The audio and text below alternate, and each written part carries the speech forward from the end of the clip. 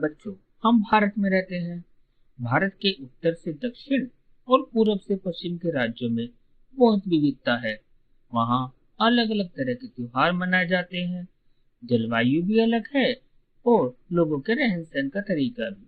आइए चलते हैं कश्मीर की वादियों में, देखते हैं फूलों का त्योहार कैसे मनाया जाता है।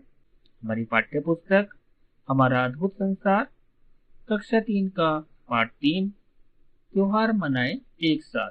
मेरा नाम ऋषि है। मैं जम्मू का रहने वाला हूँ। मैं अपने माता पिता के साथ हिमालय के पहाड़ों पर घूमने जा रहा हूँ। हम अपने मामा मामी और अपनी ममेरी बहनों चिया और नोनिका के घर जा रहे हैं। वे पहाड़ों के पास ही एक छोटे से गांव में रहते हैं। हम वहां बस से जा रहे हैं। मैं बस की यात्रा का पूरा आनंद ले रहा हूँ। खिड़की के बाहर का दृश्य बहुत ही सुंदर है। सड़कें घुमावदार मोड़ वाली हैं।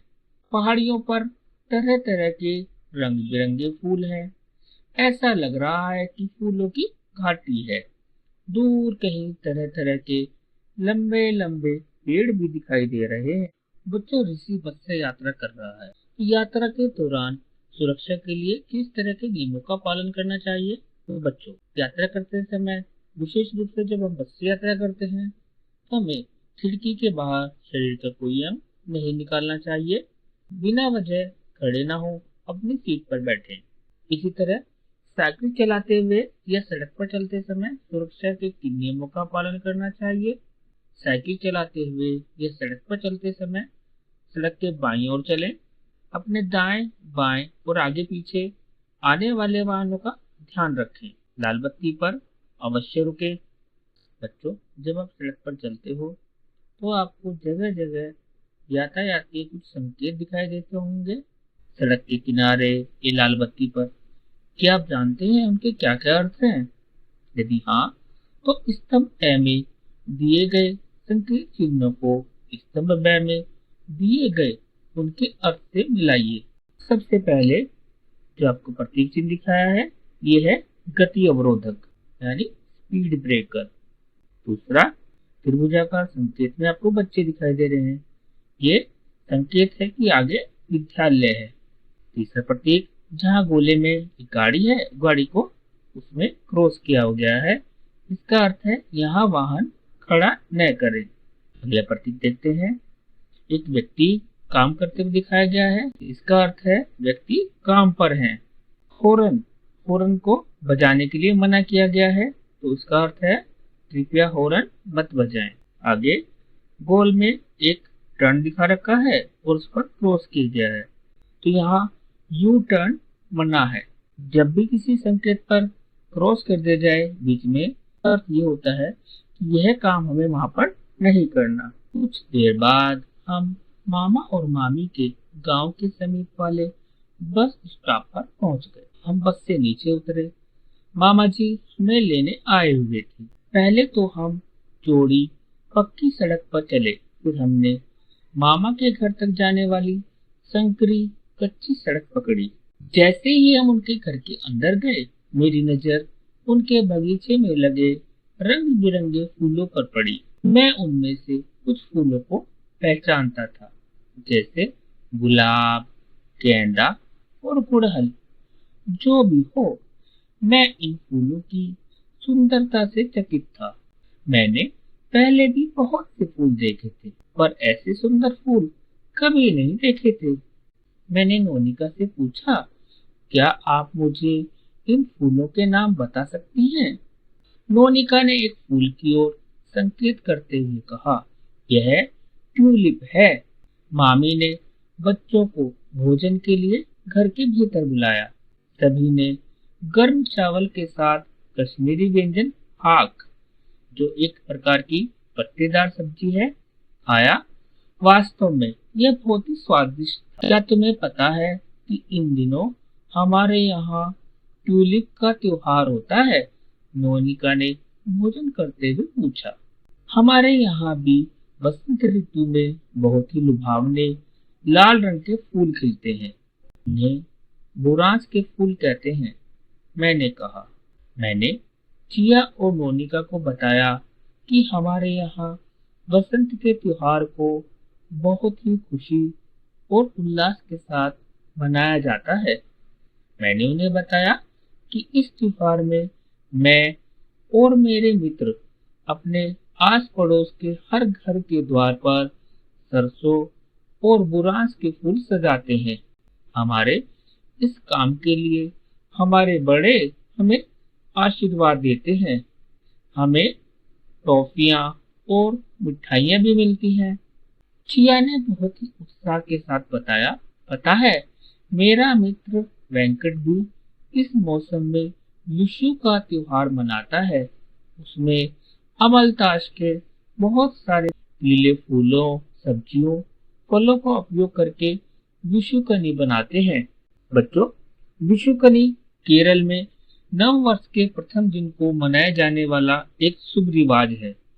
ऐसा माना जाता है कि सूर्योदय के समय शुभ वस्तुओं को देखने से आने वाला वर्ष खुशहाल तथा लाभकारी होता है।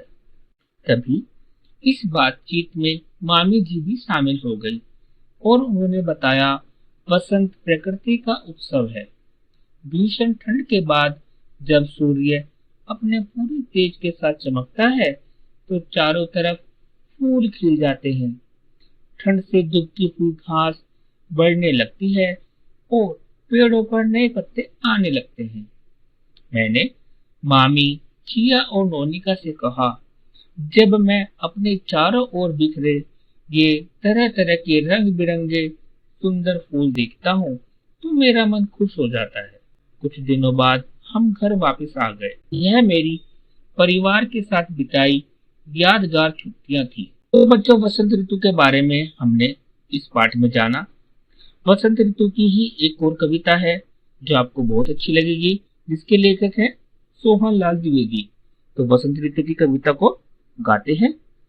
फूल फूल पर झूल झूल कर भोरे गाते हैं गाना, डाल डाल पर पात पात पर कोयल का स्वर मस्ताना, महक महक कर चहक चहक कर हवा यहाँ इठलाती है, तन खुश होता मन खुश होता जब बसंत ऋतु आती है।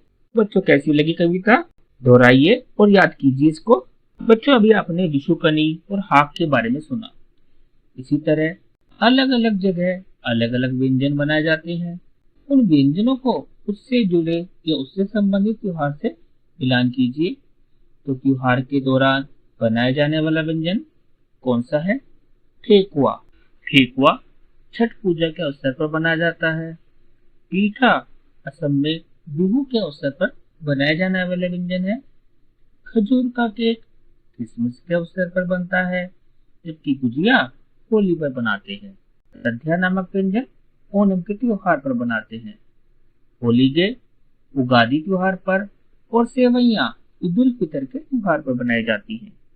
बच्चों, किसी बस द्वारा अपने नाना नानी के घर गया। एक स्थान से दूसरे स्थान की यात्रा करने के लिए अलग अलग कौन कौन से वाहनों का उपयोग किया जाता है? बताइए उनके नाम। बस, कार, मेट्रो ट्रेन, रेलगाड़ी, हवाई जहाज, जहाज, नाव, स्कूटर, साइकिल, थ्री व्हीलर। तो बच्चों, ये सब क्या है? हमारे परिवहन के साधन है, जिनका उपयोग हम एक स्थान से दूसरे स्थान तक जाने में करते हैं।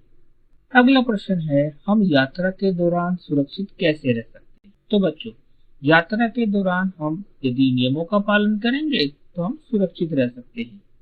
अगला प्रश्न देखते हैं, त्योहारों पर बनाए जाने वाले विशेष खाद्य व्यंजन कौन कौन से हैं?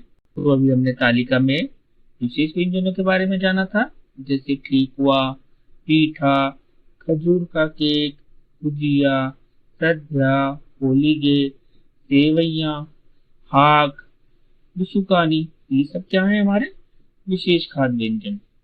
त्योहार और उत्सव हमें एक दूसरे से मिलने जुलने के अवसर कैसे देते हैं? बच्चों, कई बार हम परिवार से दूर रहते हैं। कुछ लोग एक से दूसरे राज्य में भी रहते हैं। त्योहारों के अवसर पर हम एक दूसरे से मिलने जाते हैं। तो त्योहार और उत्सव हमें मिलने जुलने के अवसर देते हैं। बच्चों, क्या आपको प्रकृति के साथ समय बिताना अच्छा लगता है? हाँ, बहुत अच्छी बात है। यदि आपको प्रकृति के साथ समय बिताना अच्छा लगता है तो ये आपको सुकून देता है, तो ये आपके मन को शांति भी देता है और आपको सुंदर भी लगता है। यहाँ कुछ वाक्य दिए हैं, उनमें खाली स्थान है। पाठ के आधार पर रिक्त स्थान भरिए। जिया और नोनिका रिक्त स्थान के समीप एक छोटे से गांव में रहते हैं, पहाड़ों के समीप। बस रिक्त स्थान मार्ग से जा रही थी, जहाँ पहाड़ियों पर तरह तरह के रंग बिरंगे फूल खिले थे। घुमावदार मार्ग। ऋषि और उसका परिवार एक संकरी कच्ची सड़क से मामा जी के घर पहुंचे। तो यहाँ रिक्त स्थान में आएगा कच्ची।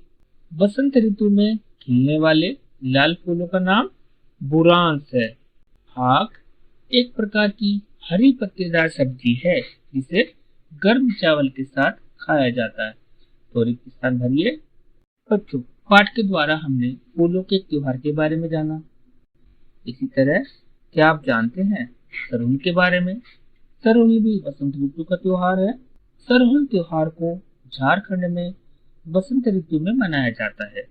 लोग अपने रीति रिवाजों के अनुसार पारंपरिक पोशाक पहनते हैं और साथ, जिसे सफा भी कहा जाता है, के पेड़ तक जुलूस निकालते हैं। वे साल के फूल और ताजे अंकुरित अनाज लेकर जाते हैं। धरती और सूर्य को आदर व सम्मान के साथ भेंट चढ़ाते हैं।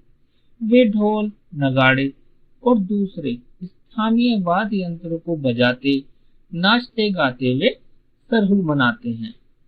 तो त्योहार हमारी परंपराओं और संस्कृति से भी हमें अवगत कराते हैं। ऋषि नाना नानी के यहाँ पहाड़ों पर गया था। दुनिया की सबसे बड़ी पर्वत श्रृंखला भारत के उत्तरी क्षेत्र में स्थित है, जिसे हिमालय, जिसका अर्थ है बर्फ का घर, कहा जाता है। हिमालय का क्या अर्थ है? बर्फ का घर। दुनिया की सबसे ऊंची पर्वत चोटी माउंट एवरेस्ट हिमालय में स्थित है। यह हमारे पड़ोसी देश नेपाल में है। यह चोटी 8,848 मीटर ऊंची है।